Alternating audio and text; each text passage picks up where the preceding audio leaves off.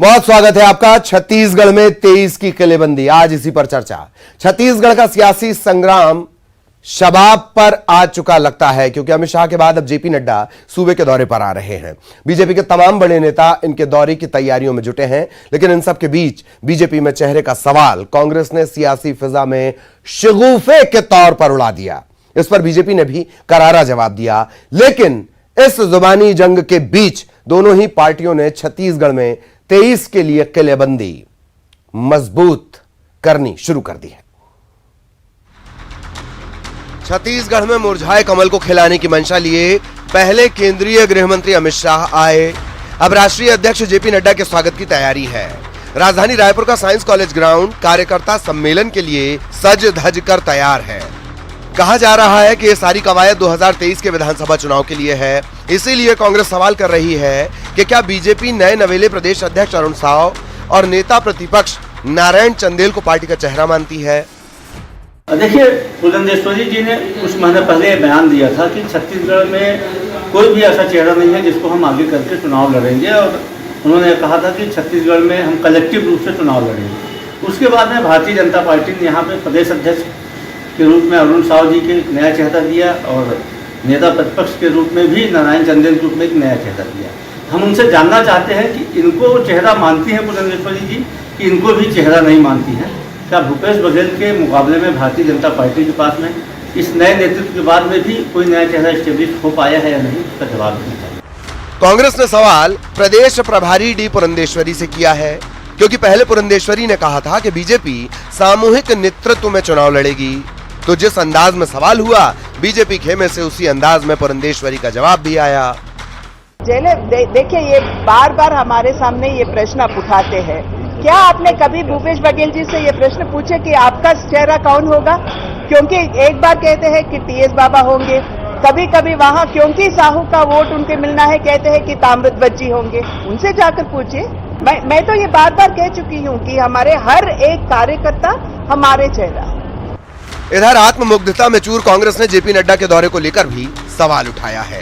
कांग्रेस ने तंज किया कि बूथ लेवल कार्यकर्ताओं की मीटिंग लेने बीजेपी के राष्ट्रीय अध्यक्ष आ रहे हैं। बीजेपी कुछ भी कर ले, कांग्रेस को चुनौती देने में कामयाब नहीं होगी। छत्तीसगढ़ में भारतीय जनता पार्टी इतना ज्यादा कमजोर हो चुकी है, सांगठनिक रूप से इतना ज्यादा लचर हो चुकी है कि यहाँ पे बूथ के कार्यकर्ताओं की बैठक लेने के लिए स्वयं राष्ट्रीय अध्यक्ष मानना पड़ रहा है। इसके पहले भी भारतीय जनता पार्टी जब भाजयुमो का प्रदर्शन कर रही थी तो छत्तीसगढ़ के कोई भी नेता मॉनिटरिंग करने की स्थिति में नहीं थे। स्वयं प्रभारी पुरंदेश्वरी जी और नितिन नवीन यहाँ 3 दिन आके बैठे थे, अब भाजयुमो का प्रदर्शन करवा रहे थे। तो छत्तीसगढ़ में भारतीय जनता पार्टी के स्थानीय नेता पूरी तरीके से निष्क्रिय और अपने नेतृत्व का भरोसा खो चुके हैं। इस जुबानी जंग के बीच एक बात गौर करने वाली है कि जमीनी स्तर पर दोनों ही पार्टियां सियासी और सामाजिक दायरे के तहत अपनी जमीन मजबूत करने में गंभीरता से जुटी हैं। संघ प्रमुख मोहन भागवत 2 दिनों से रायपुर में डटे हैं। यहां सेंट्रल गवर्निंग बॉडी की बैठक चल रही है। बीजेपी के तमाम बड़े नेताओं और केंद्रीय मंत्रियों के दौरे का सिलसिला भी जारी है। कांग्रेस तो पहले से ही सीएम भूपेश बघेल के नेतृत्व में अपना किला मजबूत करने में जुटी है। अब नई सियासी किलेबंदी नए जिलों की सौगात के तौर पर सामने आ रही है। मुख्यमंत्री भूपेश बघेल ने पिछले हफ्ते 3 नए जिलों की सौगात दी थी। इसके बाद अब कल 2 और नए जिलों का शुभारंभ करने जा रहे हैं। यानी दोनों तरफ से जोर बराबर लग रहा है। कहना गलत नहीं होगा कि छत्तीसगढ़ में 23 का चुनावी मुकाबला जबरदस्त होने वाला है। Bureau report, news 18, Madhya Pradesh, Chhattisgarh. तो किलेबंदी शुरू कर दी गई है और 2 बेहद खास मेहमान हमारे साथ जुड़ेंगे। धनंजय सिंह ठाकुर साहब, आप प्रवक्ता हैं कांग्रेस के, वो हमारे साथ जुड़ चुके हैं। कोशिश होगी बीजेपी की तरफ से कोई नुमाइंदा जुड़े और उनसे भी हम सवाल जवाब करें। धनंजय सिंह ठाकुर साहब इस वक्त हमारे साथ जुड़े हुए हैं। ठाकुर साहब, बहुत बहुत स्वागत। और किलेबंदी भी चल रही है, कहीं कोई डाउट, शक, शुबहा 2023 को लेकर? देखिए अली जी, हमें किसी प्रकार के शक है या शुबहा है, बल्कि जनता पर पूरा भरोसा है। और जनता को भी मुख्यमंत्री भूपेश बघेल जी की सरकार पर, कांग्रेस की सरकार पर पूरा भरोसा है, क्योंकि देश की पहली सरकार ने जनता के वादों को पूरा करने का काम किया। हम 2018 के इलेक्शन पर गए तो 36 बिंदुओं पे जनता से हमने जो वादा किया था उसमें 90% से अधिक वादों को पूरा किया है।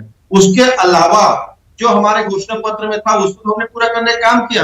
उसके भी अलावा समय अनुसार जो जनता की मांग है, चाहे शिक्षकों की सरकारी सीधी भर्ती की मैं बात करूं, या गोधन योजना के माध्यम से 2 रुपए किलो में गोबर खरीदी की बात करूं, या धान खरीदी में जो उन्होंने 2500 देने का वादा किया था, उसको छोड़कर जो अन्य जो फसल है उनके भी उगाने वाले को, उनके फसल लगाने वाले किसानों को भी हमारी सरकार प्रोत्साहन राशि दे रही है। इसके साथ साथ जो भूमिहीन मजदूर है, पंडित है, मोची है, लोहार है, इनको भी सरकार हमारे आर्थिक मदद कर रही है। तो स्वाभाविक सी बात है, हमारी सरकार जो है छत्तीसगढ़ में जिस दिन से शपथ ली है उस दिन से लेकर आज तक जनता के हित में काम करी और जनता को काम करने वाली सरकार है। 2023 में एक प्रचंड बहुमत के साथ हमारी सरकार बनेगी और मुख्यमंत्री माननीय भूपेश बघेल जी के नेतृत्व में चुनाव होगा और हमारी सरकार। मोहन भागवत का एक बड़ा और लंबा दौरा धनंजय जी चल रहा है, और लीजिए अनुराग अग्रवाल साहब भी हमारे साथ जुड़ चुके हैं। अग्रवाल साहब बहुत बहुत स्वागत आपका, और मैं आपके पास आ ही रहा हूं बस। तो ठाकुर साहब, आरएसएस प्रमुख भी यहां पर हैं, लंबा चौड़ा मंथन चल रहा है तकरीबन 6 दिन का, कोई चुनौती? देखिए, पूरे देश के लिए आरएसएस और भाजपा चुनौती बनी हुई है, क्योंकि केंद्र में जो आरएसएस और भाजपा की सरकार है, जिसके चलते पूरे देश की जनता हताश और प्रताड़ित और पीड़ित है।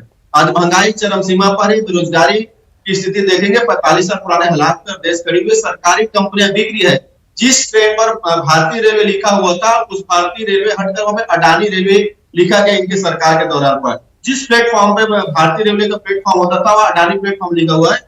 बाथरूम जाने पर भी 12% जीएसटी जा रहा है, आटा दूध दाल पर टैक्स है, तो जनता हताश और परेशान है। तो आरएसएस और भाजपा को इस बात की गहन चिंतन करना चाहिए कि जिस वादों के साथ केंद्र में उनकी सरकार बनी है, जिस वादों और इरादों के साथ सरकार बनी है, उसको पूरा करने में नरेंद्र मोदी जी की सरकार असफल रही है। और इस असफलता के लिए जितना भाजपा जिम्मेदार है, उतना आरएसएस भी जिम्मेदार है। तो आरएसएस भाजपा को देश की जनता से माफी भी मांगना चाहिए। जी जी, कांग्रेस के लिए कितनी चुनौती, इसी सवाल को मैं फिर से पूछूंगा आपसे ठाकुर साहब। अग्रवाल साहब भी लगातार हमारे साथ बने हुए हैं।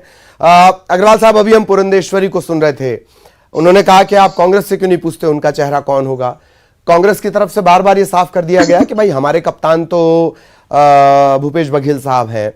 क्या वजह है अनुराग जी की बीजेपी कप्तान नहीं तय कर पा रही है? वो ये कह रही है कि हर कार्यकर्ता हमारा कप्तान है, बहुत अच्छी बात है, पर सवाल यह है कि फिर कप्तान बदले क्यों जा रहे हैं बार बार? जी अग्रवाल साहब। ललित जी, मुझे लगता है कि भूपेश बघेल जी से बड़े चेहरे और भूपेश बघेल से ज्यादा अनुभवी नेताओं की पूरी फहरिस्त भारतीय जनता पार्टी के पास है, क्योंकि 15 साल के कार्यकाल में अनेक वरिष्ठ नेताओं ने मंत्रित्व का दायित्व संभाला है।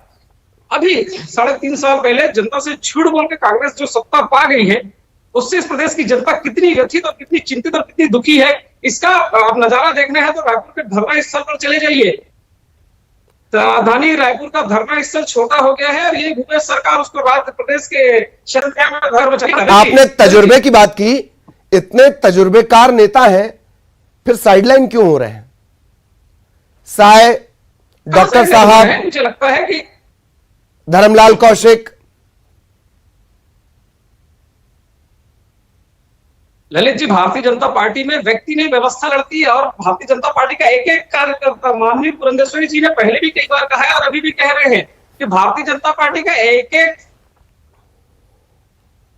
लड़ेगी। मुझे तो कांग्रेस को अपनी चिंता करनी चाहिए। आखिर 1.5 साल बचने के बाद इनको इतनी चिंता चुनाव की क्यों सताने लगी? क्योंकि ये लगातार देख रहे हैं कि जिन 36 वादों को लेकर ये यहाँ पे आए हैं, विधानसभा में स्वयं बताते हैं कि उससे आधे वादे हमने पूरे किए हैं और वो भी आधे अधूरे किए। 3.5 साल गुजरने के बाद भी आधे वादे ये विधानसभा में ये कहते हैं।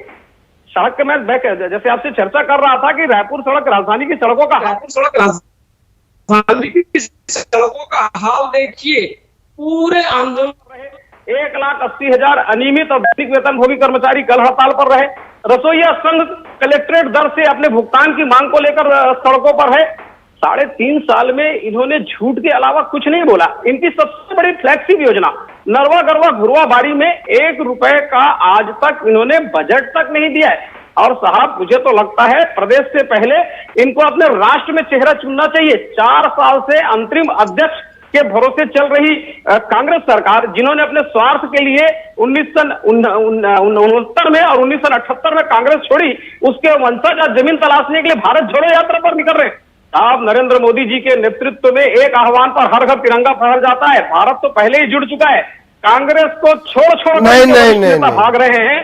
फिर आप ही तो बार बार बोलते हैं कि कोई टुकड़े टुकड़े गैंग है, वो टुकड़े करना चाहती है, फिर आप ही कह रहे हैं कि भारत जुड़ा हुआ है, ये किसको जोड़ रहे हैं?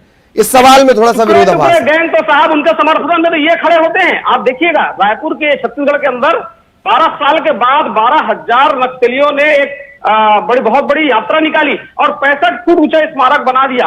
या तो ये सरकार की इंटेलिजेंस फेल है या ये सरकार कार्रवाई नहीं करनी चाह रही। जो भी हो, दोनों मुद्दे पे भूपेश बघेल फेल है। और कल कांग्रेस के एक प्रवक्ता ने स्वीकार किया, जब उनसे पूछा गया कि ये भारत जोड़ो यात्रा छत्तीसगढ़ क्यों नहीं आ रही है, उन्होंने कहा सुरक्षा कारणों से वो छत्तीसगढ़ नहीं आ रही है। उन्होंने मतलब स्वीकार किया कि भूपेश बघेल अपने राष्ट्रीय नेतृत्व को सुरक्षा देने में सक्षम नहीं, वो छत्तीसगढ़ के लोगों को कहां से सुरक्षा देगी। राजधानी से लेकर प्रदेश के विभिन्न राज्यों में छुरेबाजी, चाकूबाजी, हत्या, अपहरण, बलात्कार की तो जैसे बाढ़ आ गई है। ऐसा लगता है यहाँ बिल्कुल ये मुद्दों पर आएंगे। ऐसा लग रहा है कि ठाकुर साहब अब जवाब देना चाह रहे हैं। ठाकुर साहब आपका जवाब, फिर मेरा सवाल रहेगा। देखिए, किस चीज का सवाल का जवाब दूं? पहली बात, जितने भी बात कही भारतीय जनता पार्टी के प्रवक्ता ने, ये रमन सरकार के काले कर्म को यहाँ पे उजागर करने का काम किया है। ये कह रहे ना कलेक्टर दर की बात कर रहे हैं। 15 साल में वो कलेक्टर दर में किसने नियुक्त किया? अनियमित कर्मचारी किसने बनाए? रमन सिंह की सरकार की काले कारनामे हैं। अच्छा लगता है भाजपा के प्रवक्ता इस तरह की बात करते हैं। अरे 15 साल तो आप ही थे छत्तीसगढ़ सरकार में, ये संवेदक कर्मी आप ही ने बनाया, अनियमित कर्मी आप ही ने बनाया, कलेक्टर दर में नौकरी आप ही ने रखा और युवाओं के रोजगार को भी बेचने का काम रमन सिंह की सरकार में हुई थी। ये सारे काले कारनामे आपके हैं। हमने जो जनता से वादा किया उसको पूरा किया है। 2500 धान की कीमत ना जो राज्य में सबको मिल रहा है, वो रमन सिंह जी के किसान है उनको भी मिलता है। तो हमें आपको प्रमाण देने की आवश्यकता नहीं है। जब रमन सिंह जी को धान की कीमत मिलता है, जब रमन सिंह के घर के बिजली बिल पे आपको सुलझाया जा रही है, तो आप भारतीय जनता पार्टी को राजनीति करते रहे, हमारी योजनाओं का लाभ आपको मिलेगा। आप भी छत्तीसगढ़ के नागरिक हैं। वो अलग विषय कि आप भारतीय जनता पार्टी से हैं। आप दूसरा सवाल आप पूछ सकते हैं। भारत जोड़ो यात्रा, जैसे अभी अग्रवाल साहब कह भी रहे हैं कि भारत जोड़ो यात्रा का पड़ाव छत्तीसगढ़ नहीं होगा, कोई खास वजह? देखिए, भारत जोड़ो का पड़ाव पूरा देश है। पूरा देश भारत जोड़ो की जब हम बात करते हैं ना, तो उसमें छत्तीसगढ़, गुजरात, मध्य प्रदेश, उत्तर प्रदेश ऐसी कोई चीज बात नहीं होती है। पूरे भारत उसमें समाहित हो जाता है। इनकी पीड़ा इस बात की है, इनकी पीड़ा इस बात की है कि जो आरएसएस और भाजपा जो नफरत की राजनीति करती है, आरएसएस और भाजपा जो हिंसा की राजनीति करती है, आरएसएस और भाजपा जो धर्म से धर्म की लड़ाई की राजनीति करती है, आरएसएस और भाजपा जो कब्रिस्तान और शमशान की लड़ाई करना चाहती है, आरएसएस की केंद्र की सरकार, भारतीय जनता पार्टी की सरकार जो जनता को महंगाई से राहत दिलाने में नाकाम साबित हो चुकी है। तो इन सारे चीजों का इसके पास कोई जवाब नहीं होता है। क्या छत्तीसगढ़ भारत का हिस्सा नहीं है? क्या गुजरात भारत का हिस्सा नहीं है? अगर भारत की बात होती है तो सारे राज्य में समाहित हो जाते हैं और नफरती चिंटुओं के बात समझ में नहीं आएगा। जी अग्रवाल साहब प्लीज, आप कुछ बोल रहे हैं।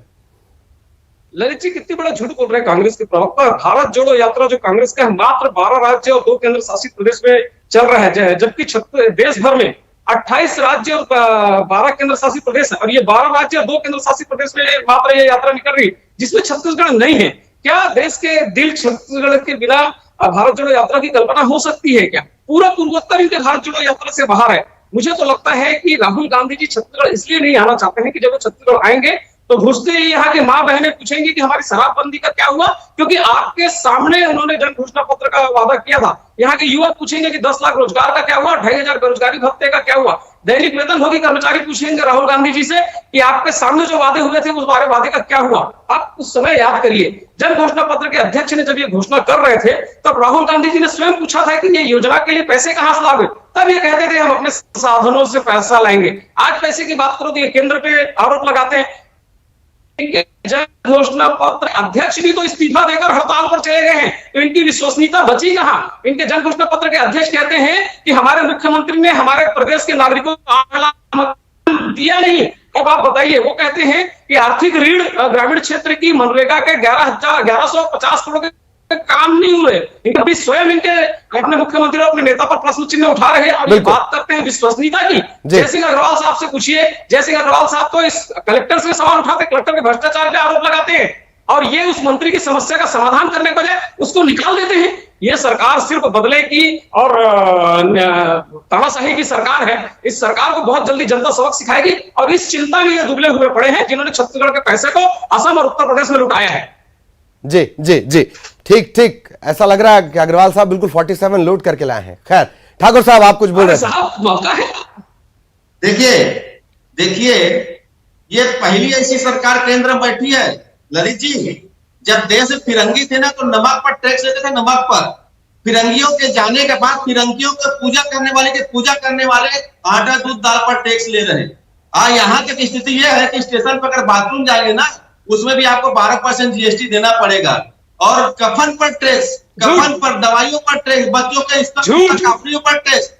सुन लीजिए ना, सुन लीजिए आप नरेंद्र मोदी की तरह देखिए, नरेंद्र मोदी पे इनको भरोसा नहीं है, गूगल पे ढूंढ रहे हैं उस चीजों को। अरे नरेंद्र मोदी आपके नेता है, आपकी सरकार है, और आप गूगल पे बात कर रहे हैं, आप गूगल से ढूंढ रहे हैं। अरे सुन ले ना, ये झूठ बोलने का नरेंद्र मोदी का, भाजपा के प्रवक्ताओं का बात कर रही है जनता तो ढूंढ रही है, सब इंजनों के ढूंढेगी आपका झूठ।